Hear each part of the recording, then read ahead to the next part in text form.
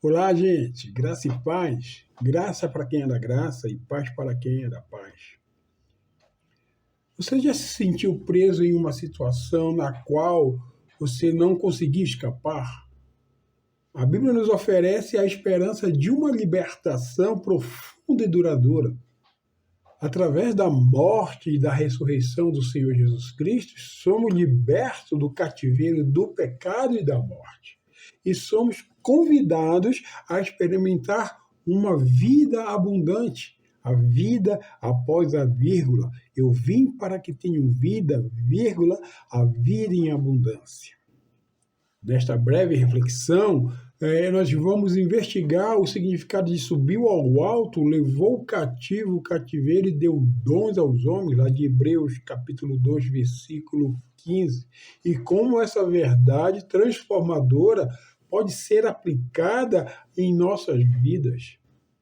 Hebreus capítulo 2, versículo 15 diz, pelo que diz, subindo ao alto, levou cativo o cativeiro e deu dons aos homens. Este versículo do livro de Hebreus faz referência ao Salmo 68, versículo 18, que exprime exatamente a mesma coisa. Subindo ao alto, levou cativo o cativeiro e deu dons aos homens. É uma declaração da vitória de Deus sobre o pecado e sobre a morte. Aqui, o verbo subir se refere à ascensão de Jesus aos céus após sua ressurreição. A frase levou cativo o cativeiro é uma referência à vitória de Cristo sobre Satanás e o cativeiro do pecado. Satanás é o autor do pecado e da morte, e ele havia escravizado a humanidade. Mas através da morte e ressurreição de Cristo, Satanás foi derrotado e o pecado foi vencido. A expressão Deus dons aos homens é uma referência aos benefícios que Cristo trouxe à humanidade através da sua morte e ressurreição. Lembrando que a palavra dom significa presente. Esses benefícios incluem a salvação, a remissão dos pecados, a vida eterna e o dom do Espírito Santo, ou seja, o presente do Espírito Santo. Já em Salmos 68, está celebrando a vitória de Deus sobre o pecado e a morte. Essa vitória foi alcançada através da ascensão de Cristo aos céus, e ela traz benefícios inestimáveis à humanidade. O crente precisa ter a compreensão de que a fé é o alicerce da sua vida cristã.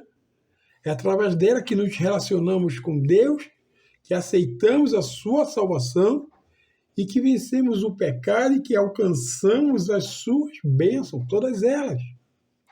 Ela nos permite acreditar nas promessas de Deus, mesmo quando não as podemos ver ou tocar. É o que nos dá esperança nos momentos difíceis e nos capacita a perseverar no caminho de Deus. É uma dádiva de Deus, mas também é algo como uma musculatura que devemos exercitar. Podemos fazer isso estudando a palavra de Deus, orando e vivendo uma vida de obediência a Deus. Quando o Filho de Deus tem a sua caminhada cristã alicerçada na fé, é que ele pode ter certeza plena de que Deus o guiará e o abençoará. O autor de Hebreus faz uma declaração da importância da fé na vida do cristão. Ora, sem fé é impossível agradar-lhe, porque é necessário que aquele que se aproxima de Deus creia que ele existe e é galardoador daqueles que o buscam. Hebreus capítulo 11, versículo 5 é quem diz. Este versículo nos ensina que quem se aproxima de Deus precisa crer que ele é galardoador daqueles que o buscam. Isso significa que Deus é fiel às suas promessas e que ele recompensa aqueles que o buscam com fé.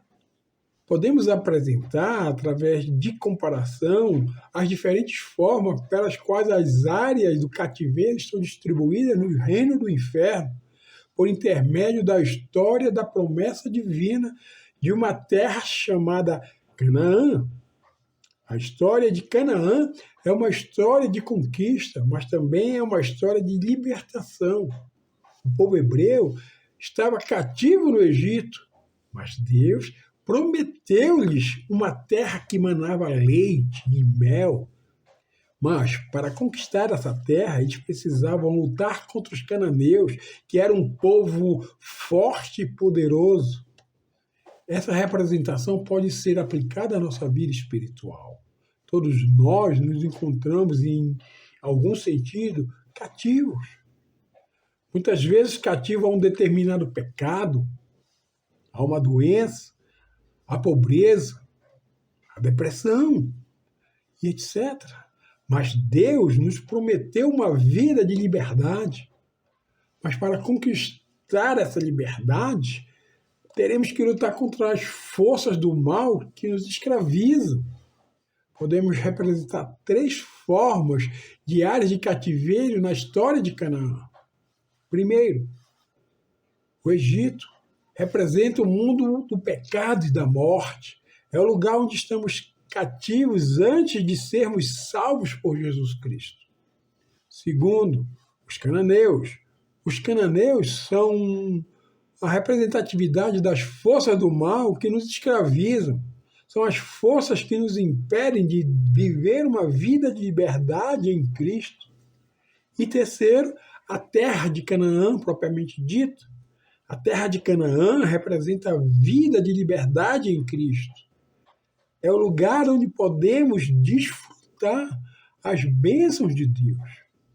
A caminhada dos israelitas em direção a Canaã pode ser vista como uma jornada de libertação. Eles tiveram de enfrentar muitos desafios ao longo do caminho, mas Deus os ajudou a vencer. Da mesma forma, nós também enfrentamos muitos desafios em nossas jornadas rumo a essa liberdade em Cristo. Mas Deus está conosco e nos ajudará a vencer. A história de Canaã é uma história de esperança. Ela nos mostra que Deus pode nos libertar de qualquer cativeiro.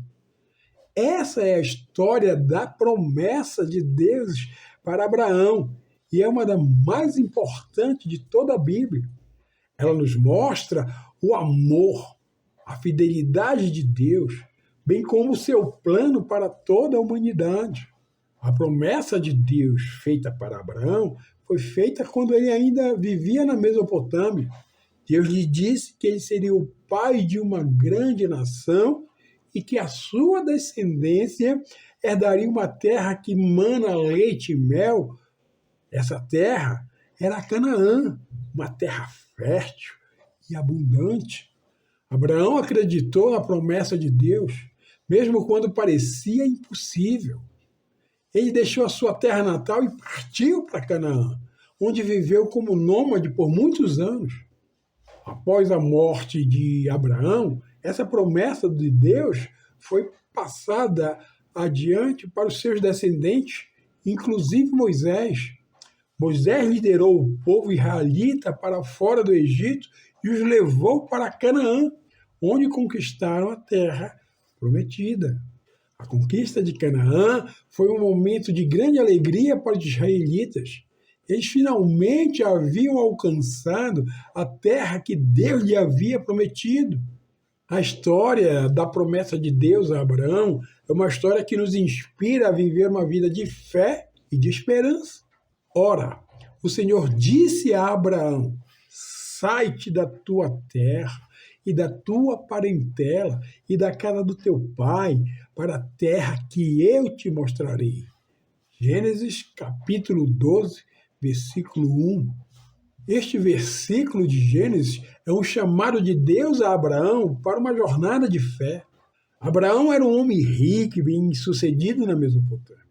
Ele tinha tudo que uma pessoa poderia desejar. Tinha uma família, tinha uma casa, uma terra próspera. Mas Deus o chamou para deixar tudo isso para trás e viajar para uma terra totalmente desconhecida. Abraão não sabia para onde estava indo, mas ele confiou em Deus. Ele acreditou que Deus tinha um plano para ele e que ele seria abençoado por seguir na sua direção. A jornada de Abraão foi uma jornada de fé, de obediência. Ele enfrentou com certeza muitos desafios ao longo do caminho, mas ele perseverou na sua fé em Deus. Abraão é um exemplo para todos nós.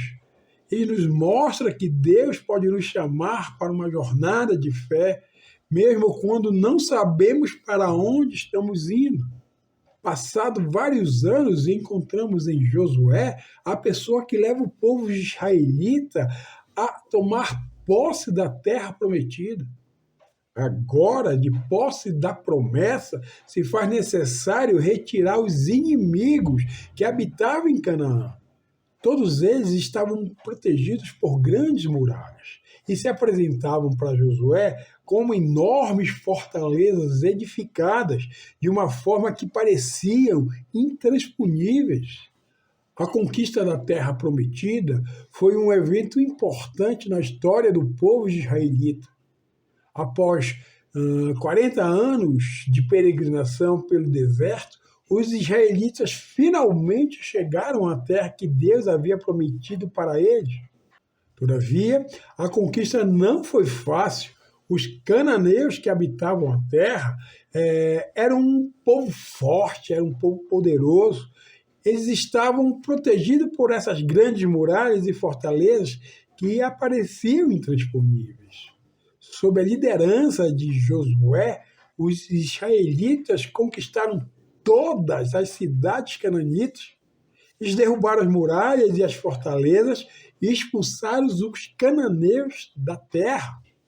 A conquista de Jericó foi o primeiro passo na conquista da terra prometida que o povo hebreu deu. Jericó era uma cidade fortificada, com uma muralha alta e resistente. Os cananeus que habitavam a cidade estavam determinados a defender a sua terra. Como os israelitas não podiam escalar a muralha e os cananeus estavam determinados a defendê-la, então a conquista de Jericó era um desafio aparentemente impossível. Porém, Deus mostrou aos israelitas que ele estava com eles e que os ajudaria a vencer esse desafio.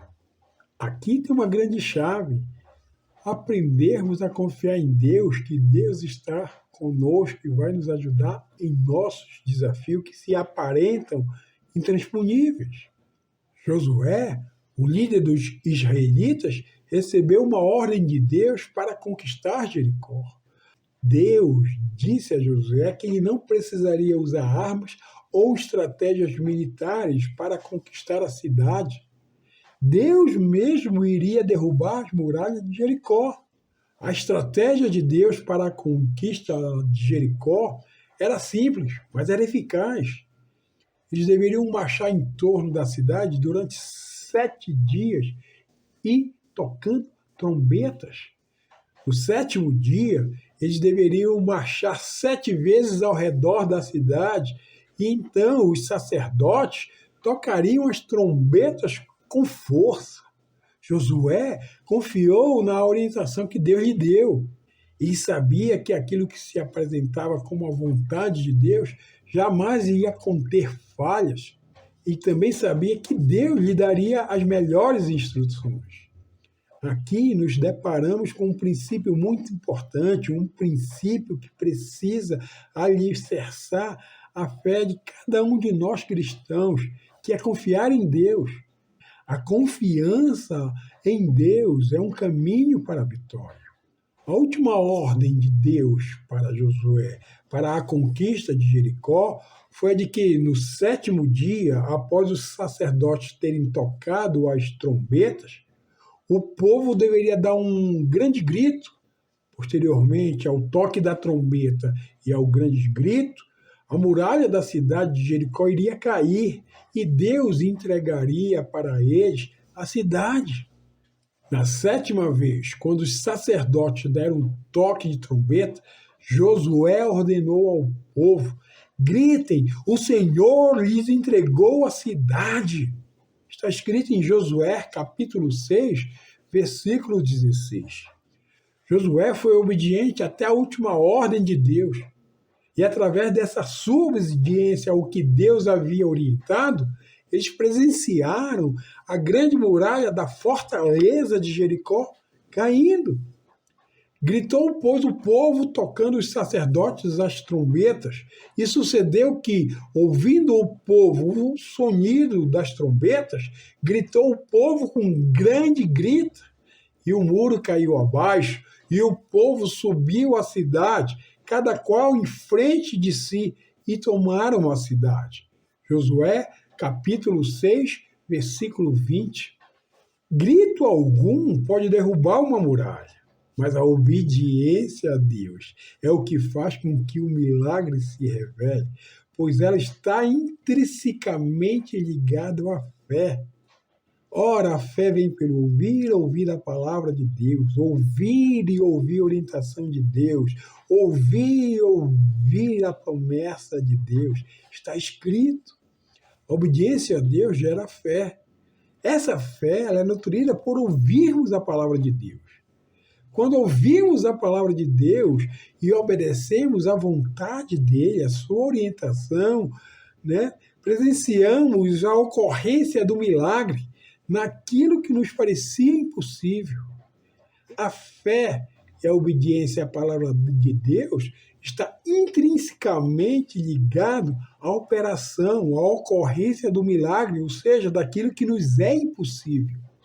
Ainda nos dias de hoje, precisamos ouvir a poderosa voz de Deus para que sejamos vitoriosos em qualquer batalha. Essa voz de Deus continua ainda hoje quebrando muralhas, derrubando fortalezas e libertando pessoas do cativeiro. A severidade de Deus é a sua justiça e juízo. É a sua disposição de punir o pecado e o mal.